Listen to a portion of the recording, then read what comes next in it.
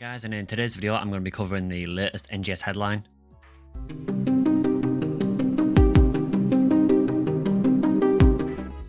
Hi everyone, welcome back to another video for PSO2 New Genesis. In today's video we're just going to cover the recent NGS headline that SEGA have just dropped today.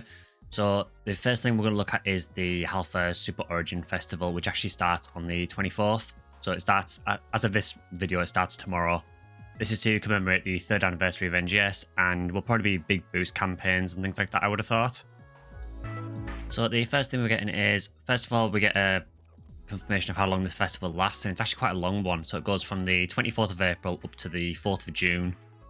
So after the 24th maintenance, we're getting the NGS 3rd anniversary event part 1. This will come with a limited time urgent quest, which is the Happy Rappy Rumble in Steer, which we saw in the last headline. We're also getting the second part of the Lucille quest, and we're also getting Runes Interception 2024, so 3 limited time quests. We're also getting some other items, so we are getting things like the PSO2 ES items as well. So you can see here we've got the Gene outfit, for example, from PSO2 ES. Then the second part of the festival, after the 15th of May, we get the second part of the event, which will be another limited time quest, which is Drill Cascading Punishment Enemy Suppression. And then we also get another version of that with a different, what they describe as a course change. So I'm assuming they're just going to change how the quest works. We are also getting, on the 21st of May, we are actually getting the Crimson Realm back. So this is long overdue. So Crimson Realm, if you missed it the first time, is a thing that is unique to, at the moment it's unique to the Caveris battle zones. And what it involves is you get much increased rare drop rates and so on. And you also get a chance for a special trial to show up as well. With a special boss.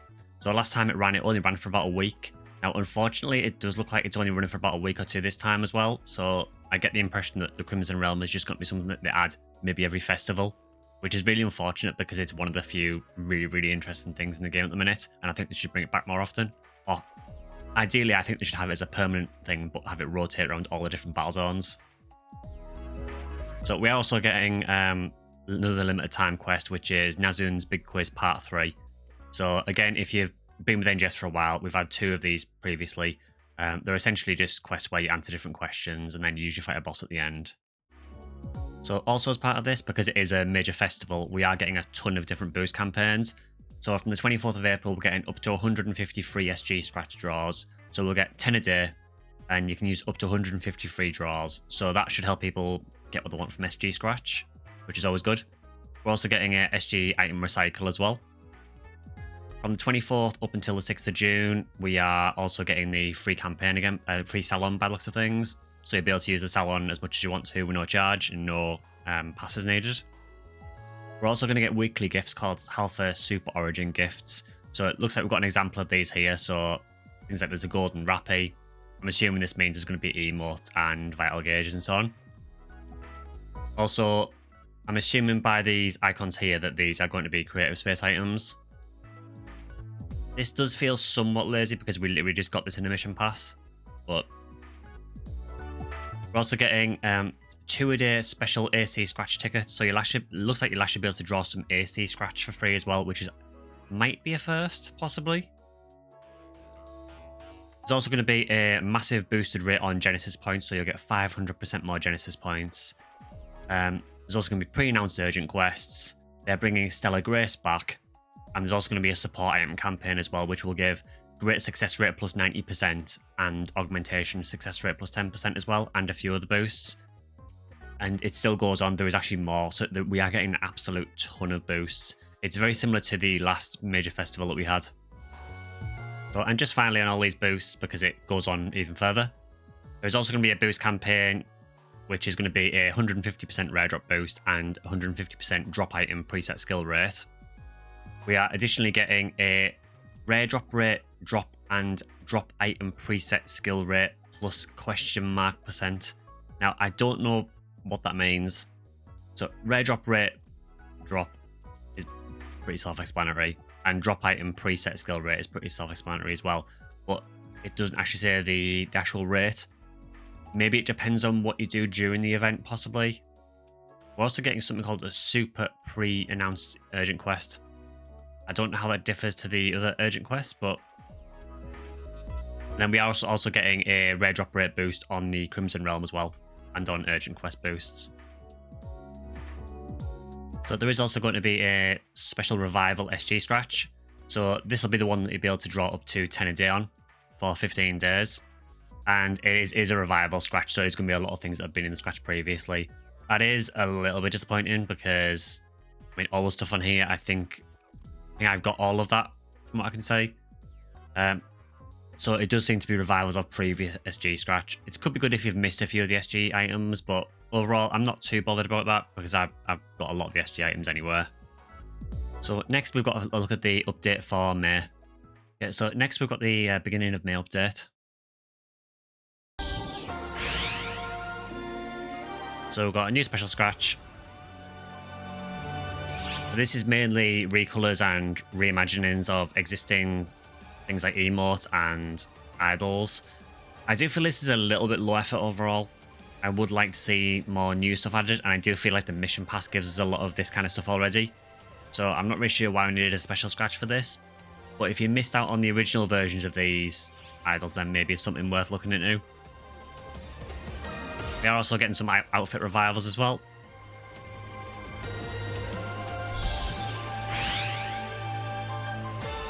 So we're getting a limited quest on May 8th, which is another rerunning of one that was last year. So it's one of these quests where you fight 2 bosses. Main difference with this one is that they've reduced the player count on it this year from 24 to 12 and rebalanced it accordingly. I don't know how I feel about this because this quest I always thought was, it's fine, it's nothing special really. I don't see it being massively different this year. So we are actually getting a new battle deer as well on May 8th, and this is actually going to focus on the Starless bosses. Now, I'm actually really excited for this because there are some bosses such as Zelvin that you can't really fight much in the game at the minute. I think the only real way you can fight Zelvin is in the dual quest, so having another way to fight that would be pretty cool. And I'm all for adding things like the battle deers as well. It's some more permanent content that you can run whenever you want to. How long it will remain relevant for is another thing altogether, but at least it's there. So we are getting a new scratch as well on May 8th. Now this, I have mixed opinions on because some of the outfits do look really, really cool. But I do feel like we are circling around a lot and covering like Cyberpunk and Street Dancer kind of outfits a lot on NGS. It feels like we come back to this every couple of months. Having said that, I do really like some of the outfits that are in it. The mannequin cast bodies are terrifying though. It's a very weird... They're actually cast parts apparently. But it seems like a decent enough scratch. So we are getting another limited quest on May 15th. This one's quite interesting because it seems to have a lot of gimmicks in it. So it's got a lot of these... like the slam panels that you can use to do big diving attacks from. It's got a lot of blaster sign in it as well. So it looks like there's a ton of gimmicks. There's the big bombs as well that just waste entire waves. So there's tons of gimmicks in it that are going to make it very, very easy to get through, I imagine. However, there is an interesting thing with this quest where after it's been on for a little while, on May 22nd, they actually changed the route for it. Now, I don't know how much that'll actually change the quest, but it's an interesting thing. We are also getting a collab with the Atelier series as well. I'm personally not too bothered about this because I've never really played the Atelier games. I've got nothing against them, it's just a game series I've never really got around to. But I know that people are going to be really, really happy to see, particularly Ryza. So I think that'll be a really popular collab, to be honest. But there is a lot to this. I'm not going to go through it all now, but it is a typical collab fair. So we have login bonuses, we have creative space items, we have Axe Scratch as well. So it's pretty much as it is with every other collab that NGS gets. So just a little note on the special scratches. It looks like we are actually getting some more that didn't mention in the video. So we're getting a Type 1 and Type 2 voice scratch as well. So if there's any voices that you want, those will be a quick way of getting those.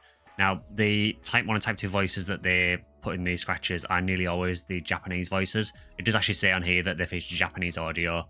So just be aware of that if you are pulling on those scratches. If you want in English language voices, or any other language apart from Japanese, you won't get them in these scratches. So there is going to be another AC scratch coming as well, which is going to be called the Third Aniv Thankful. Now this seems to be entirely PSO2 spec items. I really, really don't see why we are still adding PSO2 spec items to the game. They look terrible in NGS because particularly for things like the hairstyles. They look ridiculously low res compared to the NGS hairstyles. A lot of the accessories again are quite blurry and low res compared to NGS accessories. I just don't see why we need to keep bringing back old PSO2 stuff. I would prefer that. I've got nothing against them bringing PSO2 accessories into NGS, but we should be releasing them in NGS spec really. We have done that with some of them, but this seems to be mainly PSO2 spec. You can kind of tell looking at this actually. You can see kind of how low res they do look compared to the NGS stuff. So this is for the second half of May.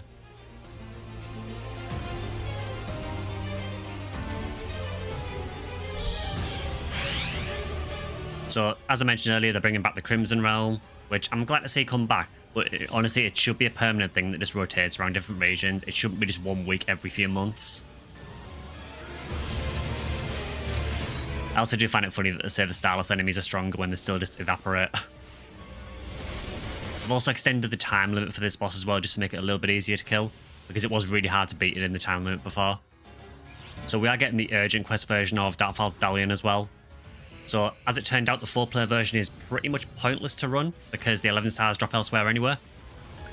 So, this is the urgent quest version that should be a lot easier.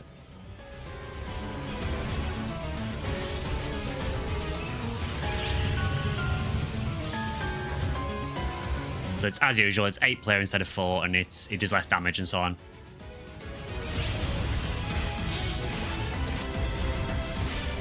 Still trying to push people to do the 4-player version, and I really don't see the point in doing it because the only thing from it really is the 11-star wing guards, which you can get elsewhere anywhere. So another SG scratch. Okay, yeah, I remember the active camisole outfit actually. So they are bringing back some old PSO2 spec items. This is in NGS spec. This is what I mean. So they're bringing some old PSO2 stuff back here, but it is NGS spec now, so it does look better.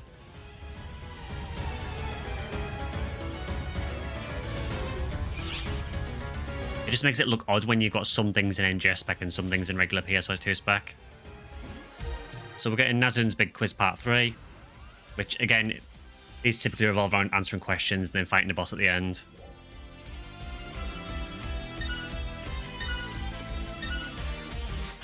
For what it's worth, I actually had a reasonably fun time with the quiz quests. It was kind of funny seeing how little some people actually know about the game and like how annoying some of them were.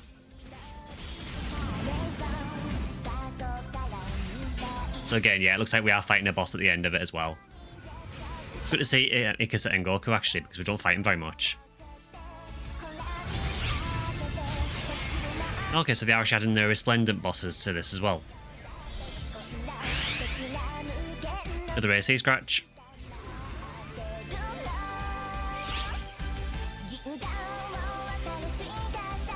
I mean, that's about as basic as you can get, really. It's not bad outfits, I guess.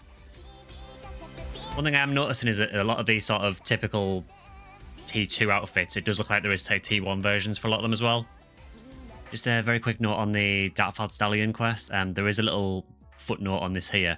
It does say that after this update with Dalian, with the urgent quest version, they are actually going to get rid of the Man in Rig Defense Caveris quest, so it will no longer trigger as an urgent quest. It'll only be available if you've got a trigger for it. Personally, I'm fine with that because I honestly can't stand the defense quests anywhere. But just be aware that if you are wanting anything from mining-based Caveris, you need to do it quickly, unless you've got any triggers for it. So we are also getting a teaser of some new content that they're working on at the moment. It's apparently to celebrate the PSO2 anniversary. So I'm interested what this is. I have heard, I've got a Discord and I have heard some people mention what it is, and it sounds a very weird choice if that's the case, but let's see what it is.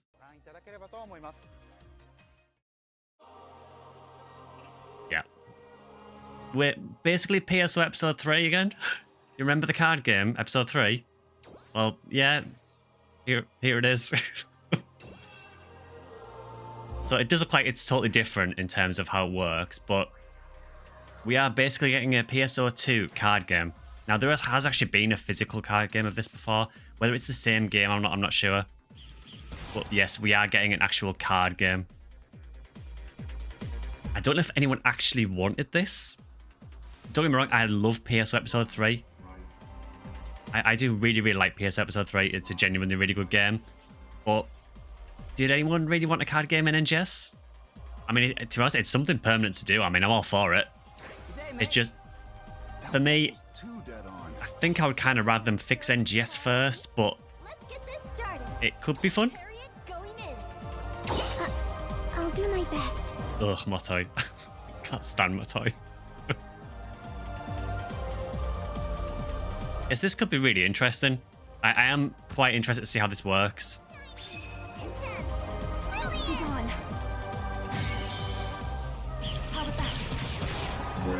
It does kind of look like it's been outsourced. I don't, there's something about it that just doesn't look like it's been made by the same dev team. But I am all for this. I also love how they have used the episode 3 music in the background for this bit.